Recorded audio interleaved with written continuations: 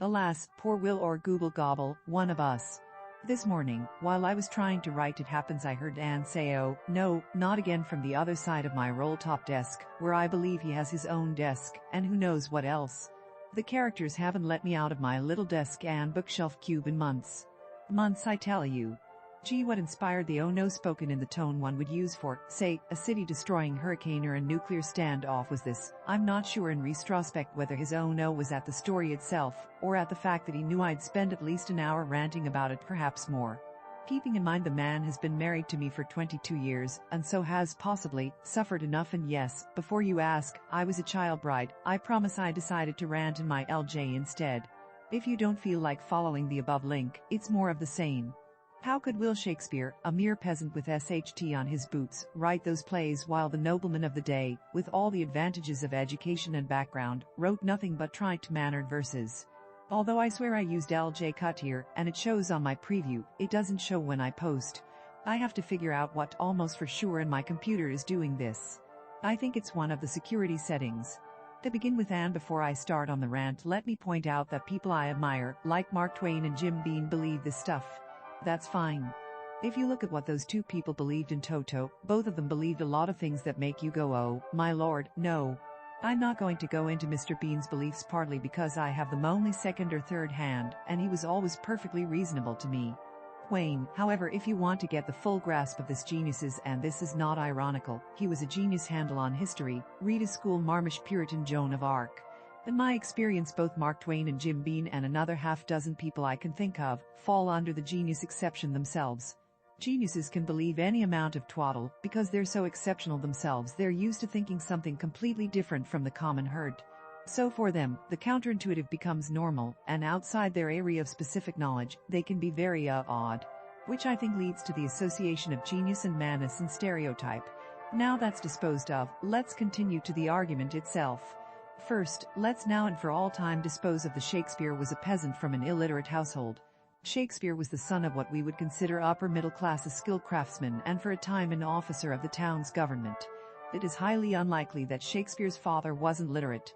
His mother perhaps, but that's harder to determine because in those days it was considered fast for a woman to read and write, so they made a mark on official documents, even if they could indeed write.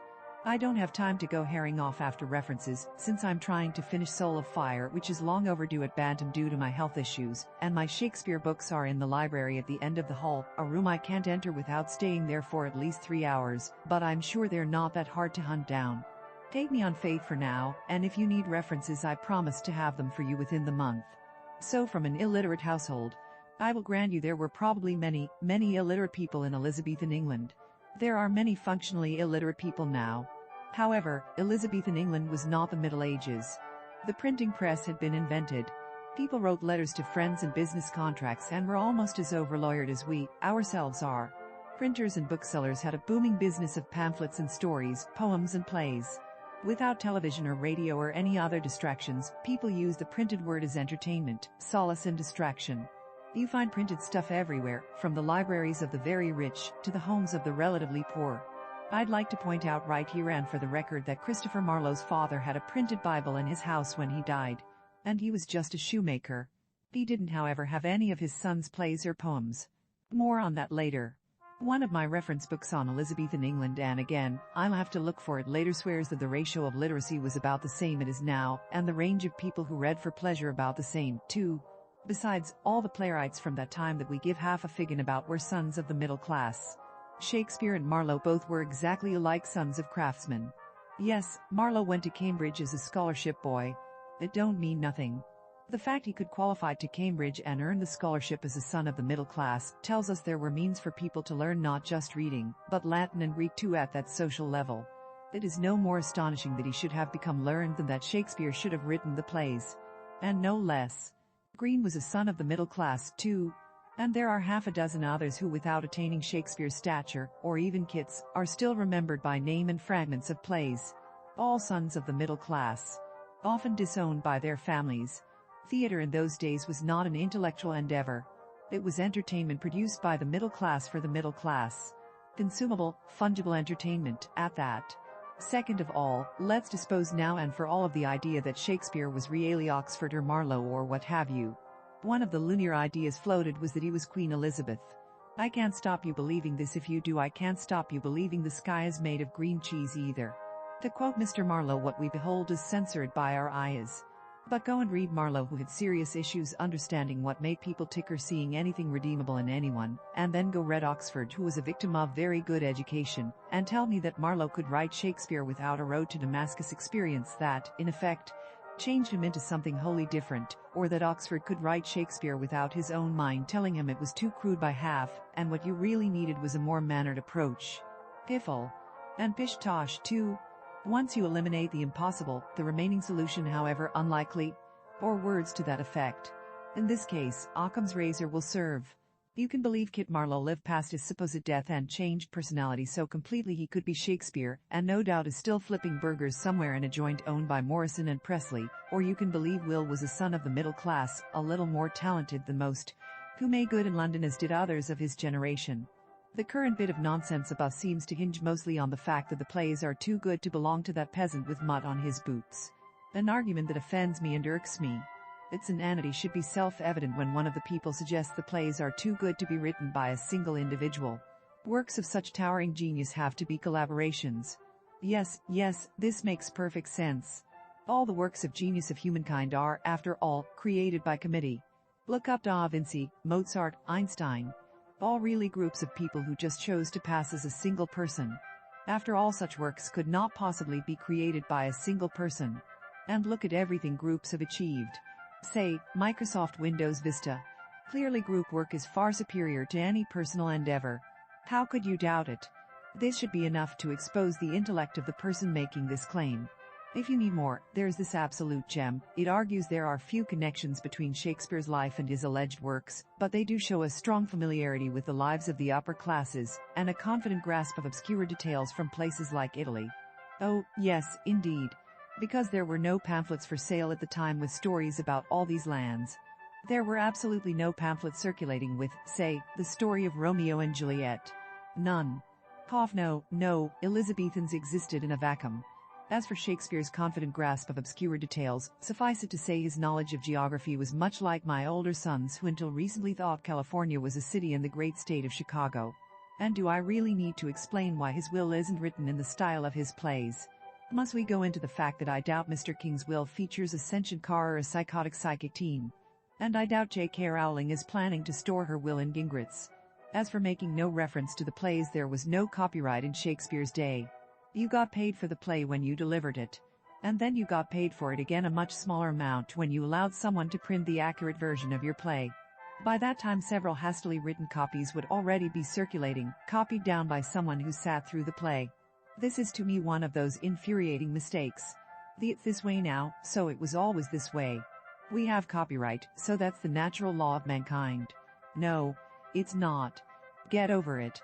If you need more detailed ranting and rambling, even if the plays were by then famous, playwriting was like acting in the Victorian period, for women, something that could make you famous and rich, but which was not quite respectable. Shakespeare kept his wild ways playwriting in London. At home, for the sake of the family he and his wife were raising, he acted the good father and the solid bourgeois. Remember, these plays were about murder, adultery and other such things. Titillating, but not clean. They were not the literary things our reverence for them tends to make them. So much for that. Smart people, with no knowledge of Elizabethan England, specifically make other arguments, among them that there is no such person as Shakespeare. We do, however, have a record of his baptism, of his schooling, of his lodging in London, of his membership in the King's Men, etc., etc. Shakespeare is, in fact, one of the better documented lives from Elizabethan England. Which, by the way, isn't saying much. Even though Elizabethans kept fairly decent records as they were, in the centuries intervening, fires, war, revolutions, etc. have put paid to a lot of their repositories. So, how can these people say he's not documented at all? Well, it all hinges on Elizabethan's approach to spelling, which would be completely understood by any teenager who uses AIM. If it can be understood and sounds roughly the same, just spell it like that. So, yeah, Mr. Shakespeare makes an appearance as a variety of names, including, I think, not sure though, since this is how my mom spells it in joking, and it's therefore stuck in my mind, Shakespeare. One of the things I find hilarious is that it never occurs to these people to doubt that Marlowe was Marlowe, this despite the fact that the man spelled his name as Marlin, Merlin, Marlin, and an endless array of other names. He spelled other words like that too. In fact, he seemed to have my inability to spell a word the same way twice, sometimes including the and dot. And then there is the piece de resistance. There's nothing in his life that explains these plays. And I have to tell you, this argument has me stumped. It brings to mind this other writer, mind you, nowhere of Shakespeare's stature or talent, who was born in Portugal, in a family that spoke no English well. Her grandfather spoke a little, but it was workingman's English picked up in South Africa during his years there. Aged more than anything else, and in which no one else that we can find proofread or commented or published science fiction or fantasy. In fact, Portugal, as far as that goes, has a paucity of standard fantasy. Elves and gnomes and the like are not part of local tradition, which tends to be more Catholic in its approach to the fantastic. So how in the heaven's name could this person, or someone who purports to be her, appear in the US 15 years later, writing SFF with a strong Celtic flavor in idiomatic English?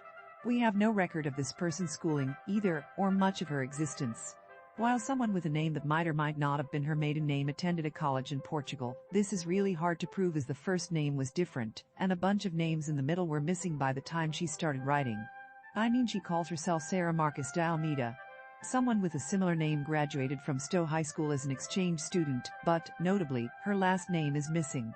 The rest of her birth name is there, Alice Maria da Silva Marques. They went by Spanish rules in cutting the graduation certificate, but not the last name.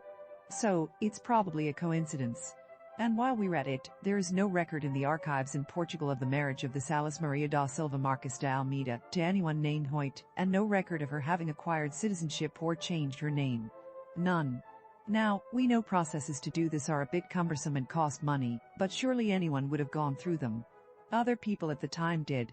All of Alice's family's recorded correspondence and such things as relative as death announcements in paper refer to Alice, not Sarah.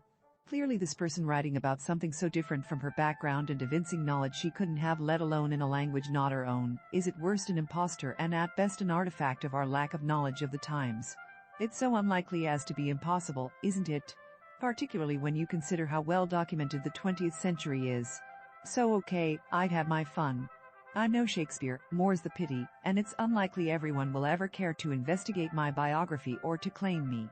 But if they did, the recorded parts are a nightmare of inconsistencies. And certainly nothing in my background points to what I write. Oh, there are links, but you'd have to know me personally and closely to see them. Something biographers don't get, particularly several centuries later. However, the reason this argument really bothers me is the following: it excludes people from humanity. It divides humanity into groups and judges them according to the group they fall in. How, you say? Well, I've been thinking a lot lately of the intellectual's tendency to think in us fully human and not us who aren't fully human. Part of this is because, of course, we understand each other, and often not the other. Part of it is because in general we rub elbows only with those like us, our tribe, if you will. But the other part in our century, where we are sort of a little elite of knowledge if not of money, is that we tend to think of the benighted masses as inferior and unable to produce someone something like us. Or, heaven forbid, better than us. We are, in our own minds, the chosen few.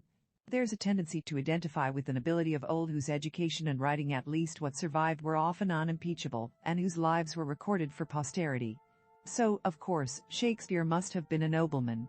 Or at least have a master's from Cambridge. When I hear these arguments, what I hear is the denying that an individual can be wildly different from his place of birth and origin. What I hear is that we're affirming we're better than the manability of the pen. What I hear is that William Shakespeare couldn't have been himself, but must have been in fact one just like us, or, as was the expression when I was growing up, uma pessoa de bem, roughly translated as being good ton, which was also used a nobleman by any other name. When in fact geniuses like Him or Da Vinci, who was almost for sure the illegitimate son of an illiterate young woman, tend to be sudden startling occurrences emerging from the human race like lightning bolts to remind us that genetics and environment aren't in fact everything, that there is in all of us a spark of the sublime. That humans are more than a sum of their parts. And that people of great mind and talent can emerge anywhere at any time, and should not be excluded. HTTP News. AL. Comstory our coalition aims to expose Shakespeare 20709090853099990001 Sit equals NWS 00010000000001. If you like this content and want to support this channel, the blog, and Sarah's continued writing, please like and subscribe. If you really enjoy the content, please come and join the fun at accordingtohit.com.